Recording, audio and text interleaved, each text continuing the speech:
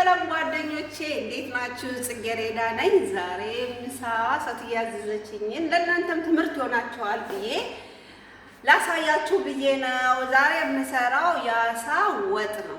የአሳ ወጥ በእነሱ ደግሞ ሰማች ሰሉና ይሉታል። እኛ ደግሞ አሳ ወጥ ማለት ነው።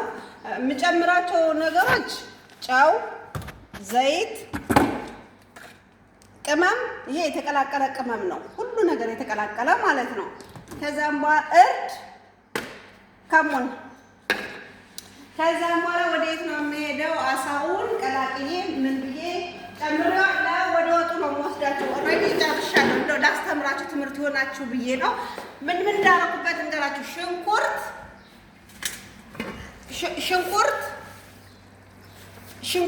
ቀይ ሽንኩርት፣ ነጭ ሽንኩርት፣ ድንች፣ ቶማቶ ፔስት፣ ቲማቲም ፍሬሽ አርጌ ሁሉን ነገር ጨርሻለሁ። ይሄው እንዴት እንደምሰራውት ማለት ነው። ስለሚፈርስ ብዬ ነው። ያው ለነሱ ለማቅረብ ይከብዳል፣ ይፈርሳል እና ይሄን ይመስላል ውዶችዬ። ይሄው አሳ ነው፣ አሳ ወጥ ማለት ነው። እና በምንድነው እንትን የምንለው? በሩዝ ነው። ምን ጊዜም አረብ ሀገር ስንኖር በሩዝ ነው የምንበላው ማለት ነው። እና ሩዝ ደግሞ እየቀቀልኩ ነው። ይሄው ሩዝም እዚህ ጥጃለሁ። ይሄው እዚህ ሩዝ አዘጋጄ እንትን ብያለሁ። ይሄው ልለኩሰው ነው። እና ውዶችዬ ዛሬ የምሰራው ምሳ የሰትዬ ምሳ አሳ ወጥ ነው።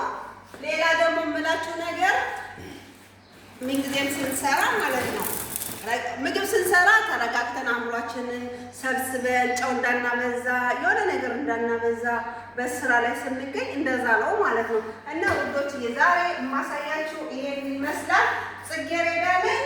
ላይክ፣ ሼር፣ ኮፒ እንዳትረሱ። ዩቲዩብን አሳድጉልኝ። በጣም የምወዳችሁ በሞላው ዓለም ያላችሁ ኢትዮጵያውያን፣ ኤርትራውያን ቻው።